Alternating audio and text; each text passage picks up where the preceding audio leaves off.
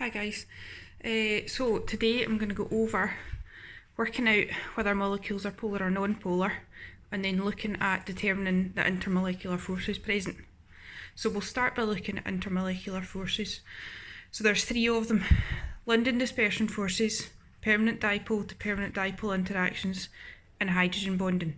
So these all occur between molecules, okay, not within them. Inter means between, okay. Important thing to remember, the word molecule means that it's a compound only containing non-metals.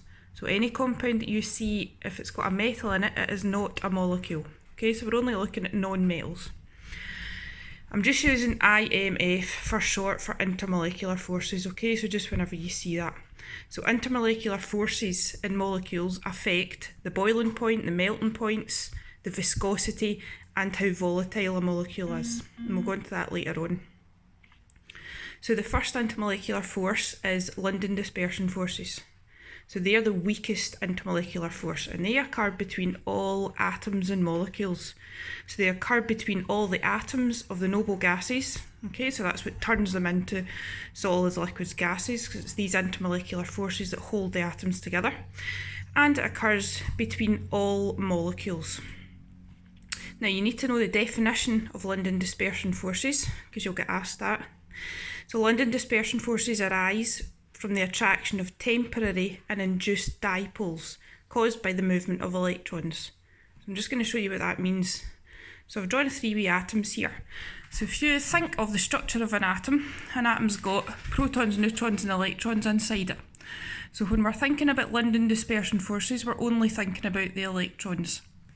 So if you imagine an atom with the electrons inside it, what can happen is the electrons can move or wobble to one side of the atom. Okay, so if our wee electrons wobble to that side of the atom, because electrons are negatively charged, it causes a temporary negative dipole to form on that side of the atom. Okay, and therefore the other side would be positively charged. So wherever the electrons wobble to, that side of the atom is negatively charged, and that's called a temporary dipole, because it just temporarily wobbles to that side and then maybe wobbles to the other side.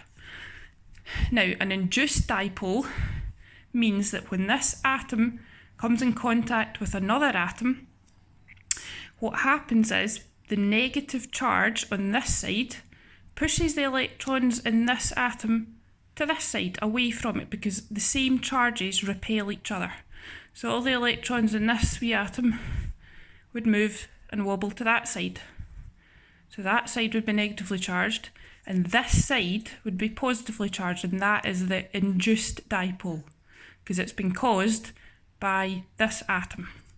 Okay, and then it's like a chain reaction. The same happens to this neighbouring atom. So when this atom reaches this atom, the negative charge pushes the electrons to that side of the atom. So that another induced dipole, positively charged, and that side would be negatively charged. Okay, so the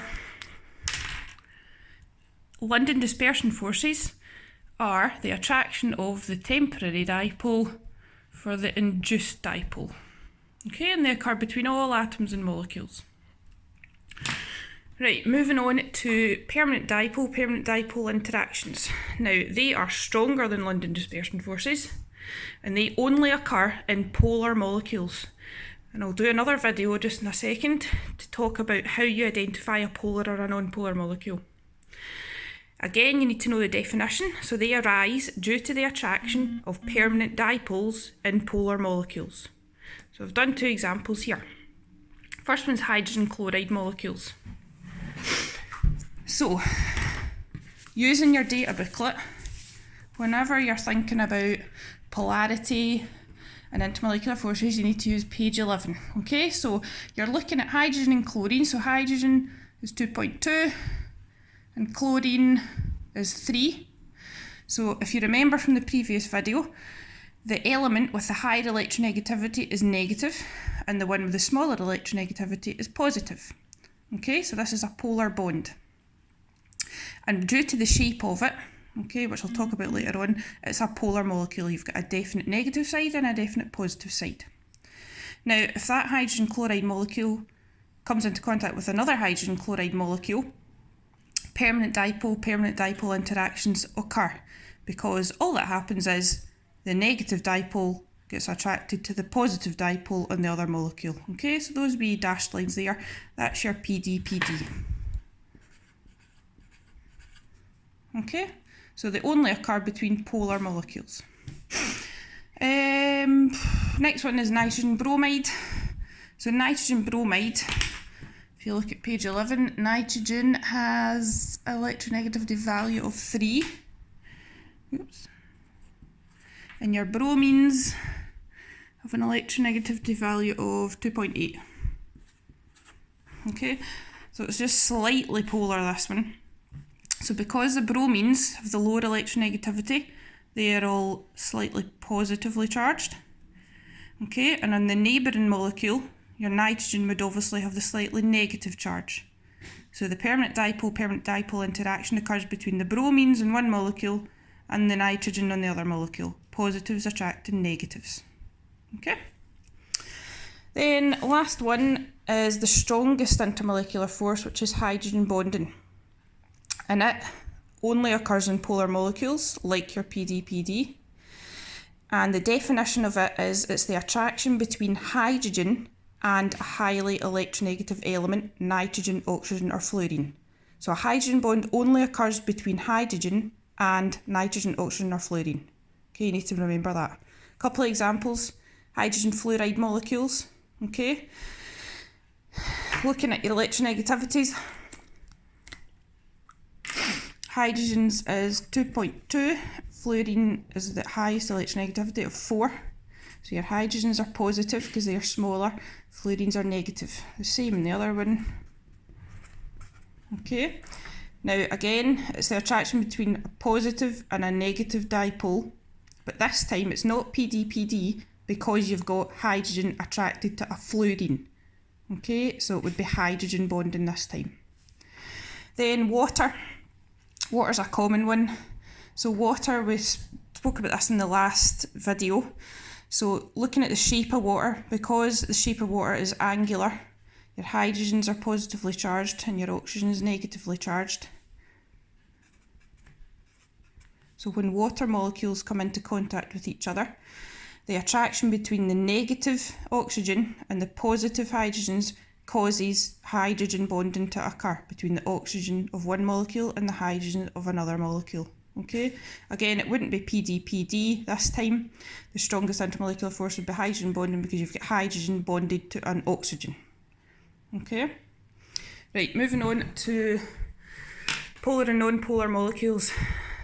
So when you're trying to decide the correct strongest intermolecular force that's present in a molecule, you firstly need to decide whether it is polar or non-polar overall.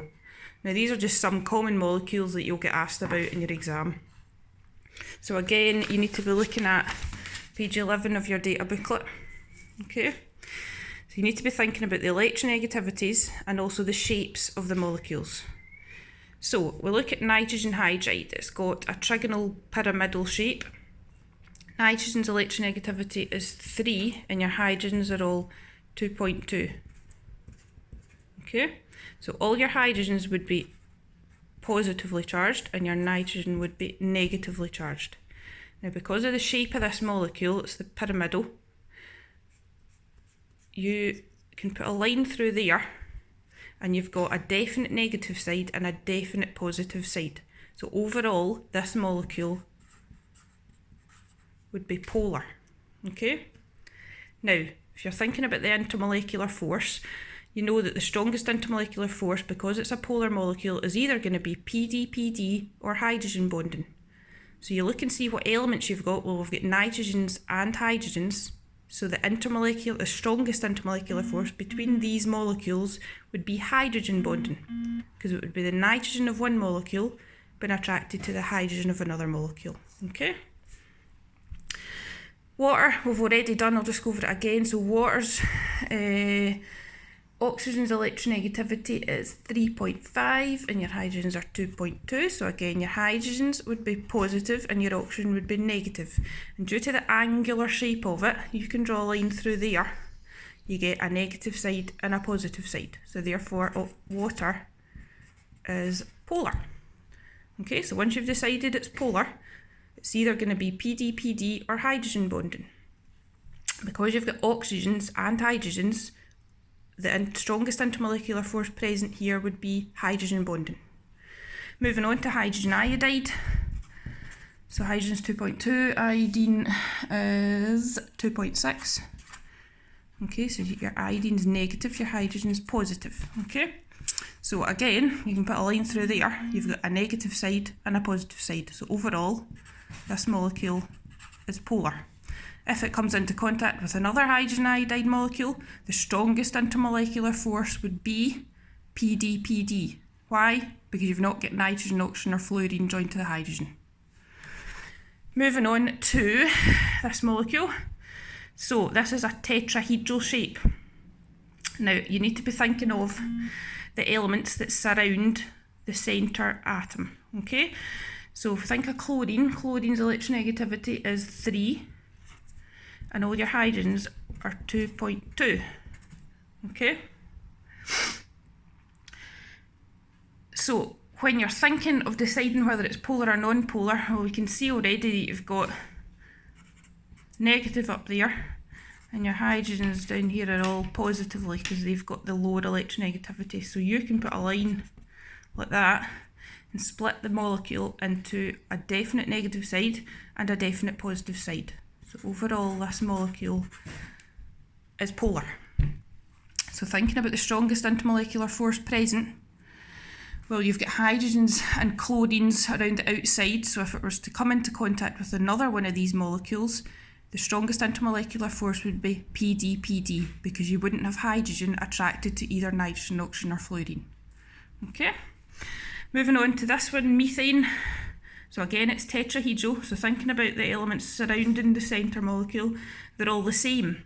Okay, they're all hydrogens and their electronegativity is 2.2. Your carbon in the middle is 2.5. Now because it's a tetrahedral molecule and it's completely surrounded by the same element, this molecule is non-polar because there is no way that you can put a line through this that would give you a slightly negative side and a slightly positive side, because you've got all hydrogens, which are positive, surrounding the carbon. Okay, so overall it's non-polar.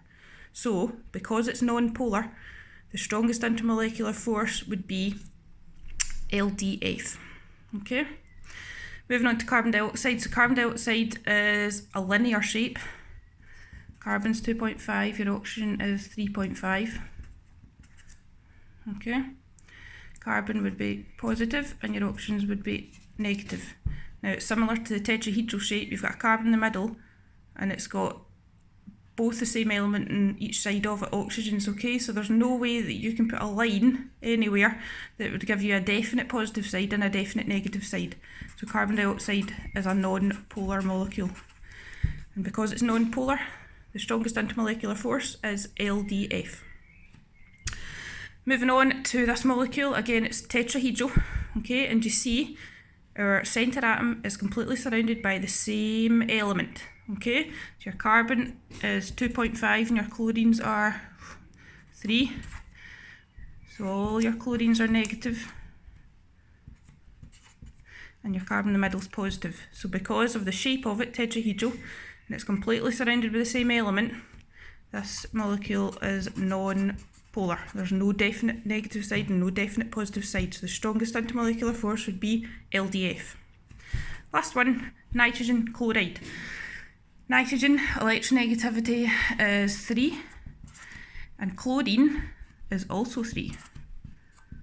Okay, so we don't have any polar bonds here because there's no difference in electronegativity at all. Therefore the whole molecule is non-polar. So therefore the strongest intermolecular force would be LDF.